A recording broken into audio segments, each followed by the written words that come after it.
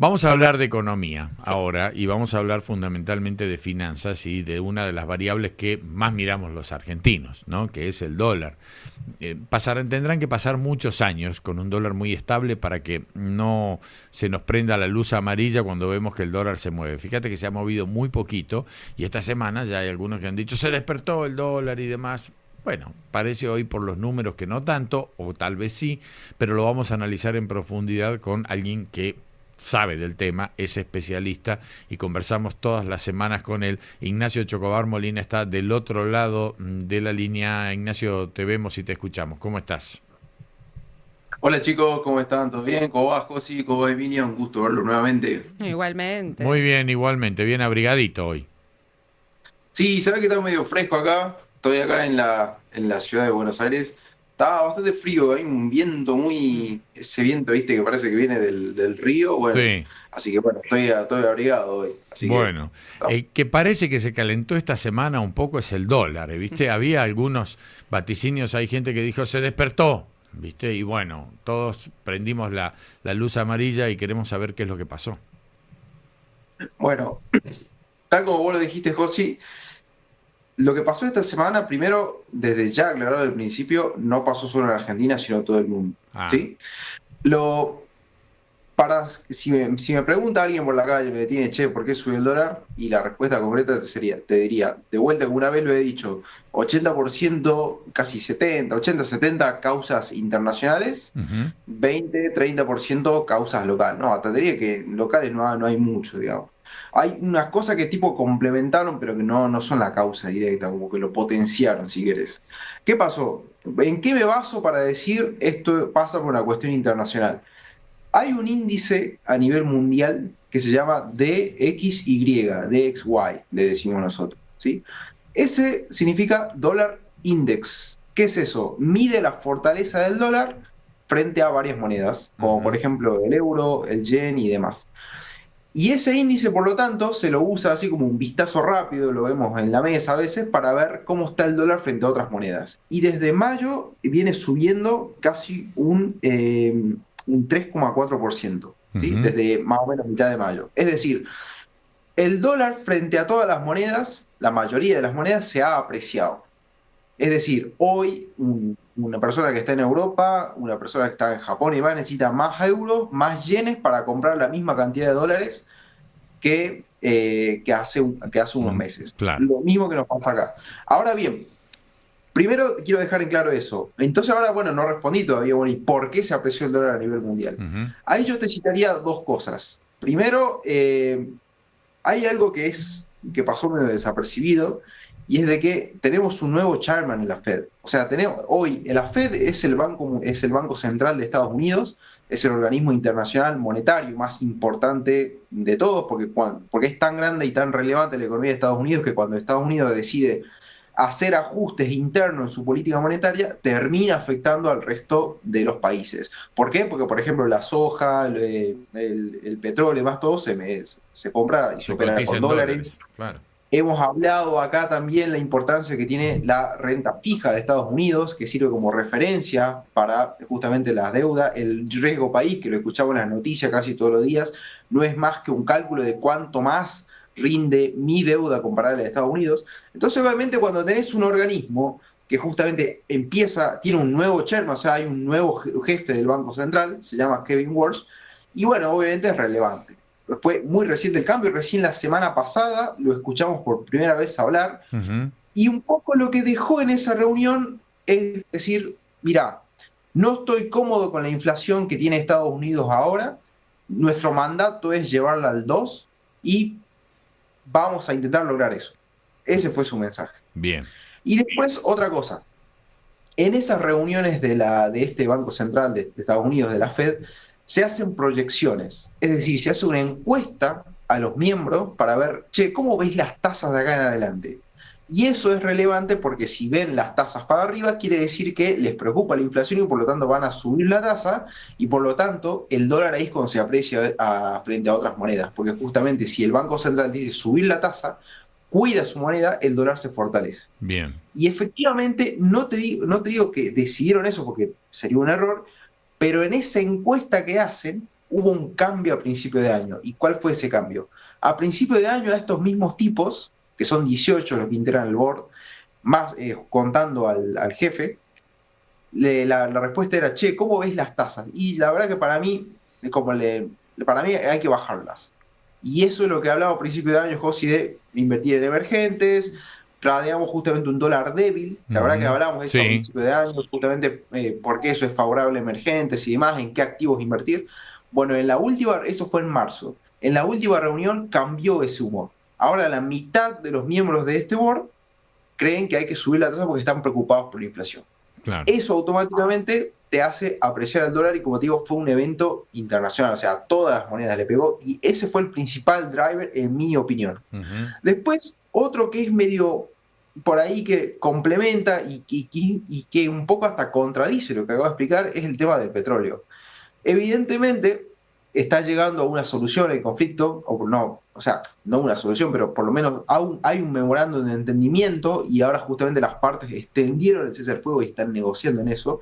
Y eso hizo de que el barril de petróleo esté debajo de 75, debajo de 70 incluso en este momento. ¿En qué afecta? De que eso es desinflacionario, o sea, eso te hace calmar la inflación. Entonces, un poco lo que quedó ahí el mercado medio confundido, digamos, porque tenés a un tipo nuevo que dice, che, me preocupa la inflación, vamos a hacer algo al respecto, y la mitad de los miembros diciendo, che, creo que hay que subir la tasa, y del otro lado tenés un petróleo que bajó, por lo tanto, y ese es desinflacionario. Y en el medio también tenés de que está la incertidumbre que no sabés cómo va a actuar este tipo, este Kevin Walsh, que es de la Fed. Entonces, sí, esa incertidumbre, por las dudas, ¿cuál fue el resultado de eso? Bueno, un dólar apreciándose a nivel mundial y obviamente Argentina, y bueno, cuando digo dólar apreciando a nivel mundial, también frente al real brasileño. ¿Por qué eso es importante? Porque Brasil es nuestro principal socio comercial. Por lo tanto, si justamente Brasil se deprecia, eso a nosotros también nos afecta. Sí, claro. ¿Sí? Entonces, de eso fue que justamente y el gobierno, obviamente, recordemos ahora, bajemos de lo interno, vamos bien hasta ahí porque quiero pasar a lo local. ¿Vamos bien? Sí, perfecto, se entiende todo. Perfecto, bueno, ya vamos a lo internacional, ahora vamos a lo local. ¿Qué pasó dentro? ¿Cómo se tomó el gobierno esta noticia? Primero recordemos brevemente que ya no están las bandas cambiarias, eso que veíamos hace un tiempo, vimos, che, el dólar se está acercando al techo de la banda, bueno, eso ya no está más. Ahora justamente el dólar se lo deja flotar porque justamente hay bandas pero que son más de referencia y que ajustan por inflación y si tomamos ese dato, hoy el techo de la banda, ¿qué quiere decir el techo de la banda? El lugar en el cual el gobierno tiene que salir a intervenir para bajar el dólar estaría cercano a 1.700, por lo tanto simplemente no hay mucho para hacer, el oficial ahora está en 1.470, el dólar spot, o sea el dólar del mercado único y libre de cambios.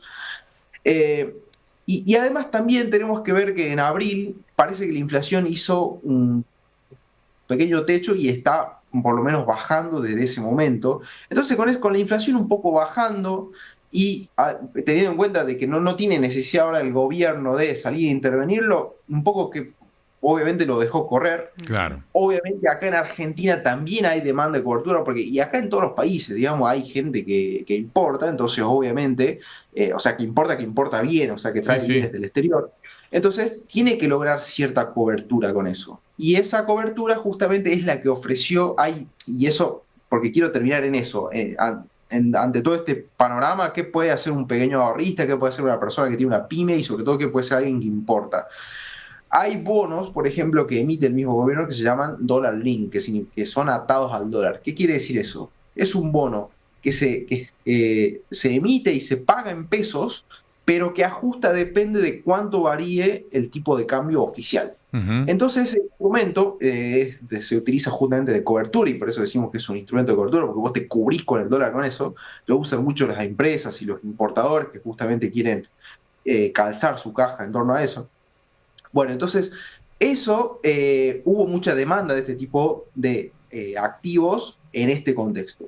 Entonces, se vio intervención del gobierno, o sea, del Tesoro y del Banco Central, en esta plaza para satisfacer esa demanda, ¿sí? Entonces, si me preguntan qué hizo el gobierno ahora, ¿salió el gobierno a intervenir o por qué el gobierno no sale a intervenirlo? Y en realidad, no te diría que intervino, pero sí acompañó el flujo, porque como te digo, lo expliqué en el primer bloque, tenés un contexto internacional, ese viento de frente, y bueno, el gobierno cómo reaccionó a eso dando esa cobertura.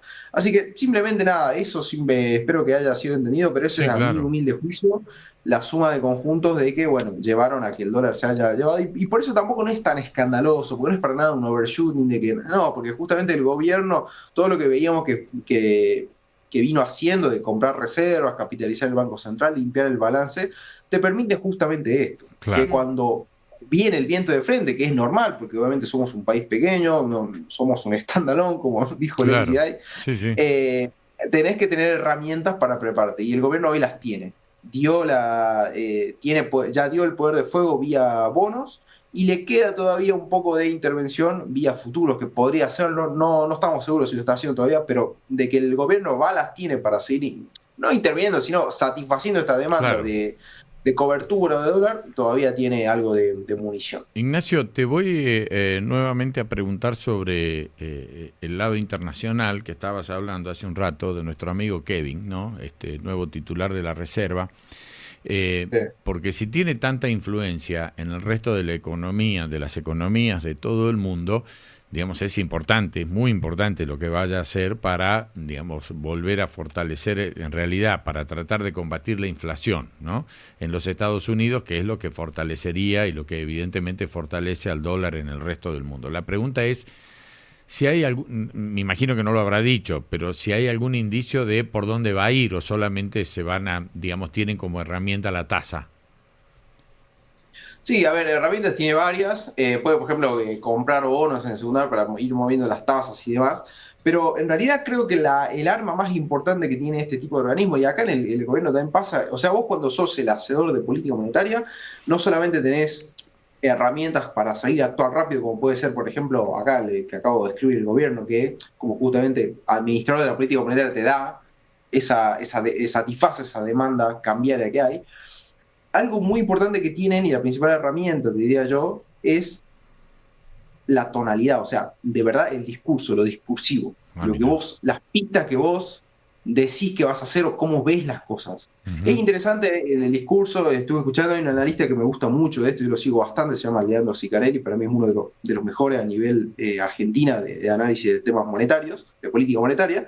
Y por ejemplo, comparto con él lo que él dice de que, por ejemplo, en la charla le preguntan varias cosas. Por ejemplo, le preguntan, che, ¿cómo ves hoy este tipo de política? ¿Es agresiva o es un poco más laxa? Y dice, no, agresiva no es. Ujú. Entonces, nos detengamos 2 segundos en este mensaje.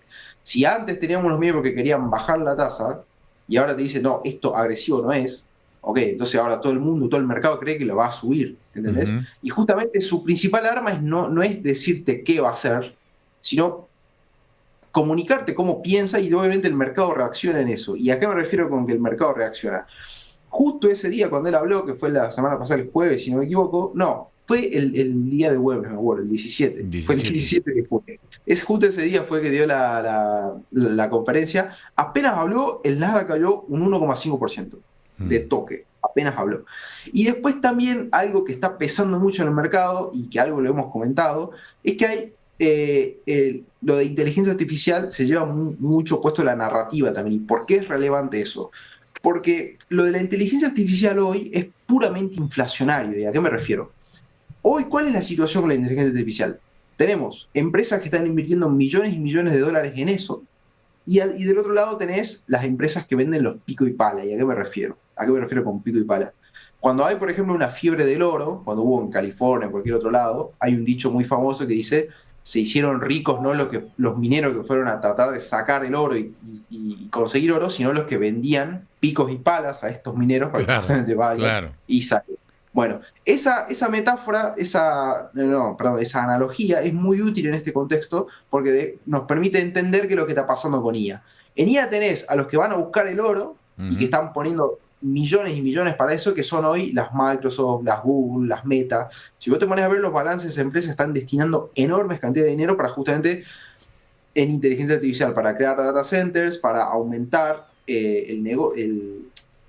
mejor dicho, blindar las barreras de entrada que tienen a sus negocios y demás.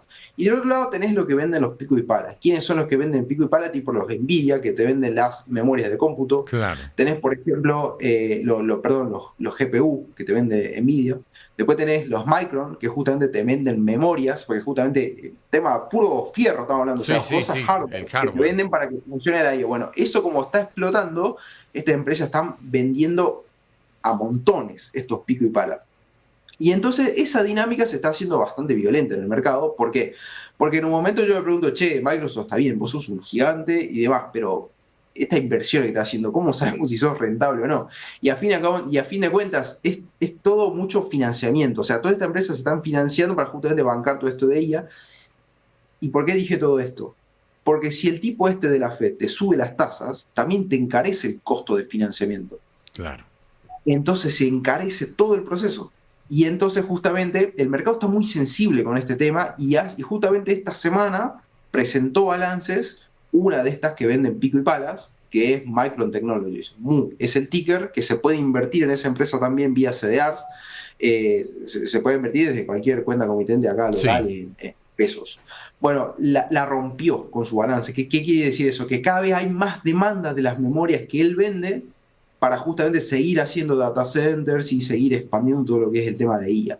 Entonces el mercado está como ida y vuelta en estos dos temas, está bombardeado el mercado, por así decirlo, no sabe bien para dónde ir. De un lado tenés un tipo que, perdón, y eso es lo que le decía recién un compañero de la mesa, Apple y Microsoft, por ejemplo, Apple informó que va a subir el precio de sus dispositivos, el precio de los iPhone, el precio de las Mac y demás que vende, van a subir el precio. ¿Por qué? Porque justamente todos los que proveen estas memorias están enfocados 100% en la inteligencia artificial, ya no te venden, o te lo venden a un precio muy caro, la memoria que vos usas simplemente Claro. la RAM que te está para correr tu computadora y que todos tenemos en nuestros celulares o computadoras. Entonces, eso, fíjate, eso en economía es puramente inflacionario. Sí, claro. Eso no es porque te hace subir los precios. Entonces, por eso tenés un tipo que el otro día, el de la Reserva Federal, dijo, che, esto a mí me preocupa y no te digo qué voy a hacer, pero la mitad del equipo que tengo acá cree que ahora hay que subir la tasa, por ejemplo.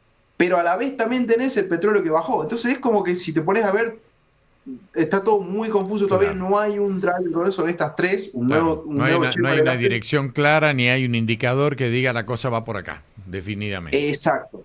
Pero bueno, justamente es lo que yo trato de presentarlo y analizarlo para decirle, che, tengamos esto presente, pero bueno, sin duda ya lo vimos y lo hemos vivido todos. Una consecuencia de todo esto a nivel internacional es que el dólar se fortaleció y bueno, por ende también ahora todas las monedas emergentes, no solamente la Argentina, se necesitan más monedas locales para comprar la misma cantidad de dólares. Ignacio, como siempre, se nos ha terminado el tiempo, muy interesante y hemos entendido mucho qué es lo que ha pasado con el dólar.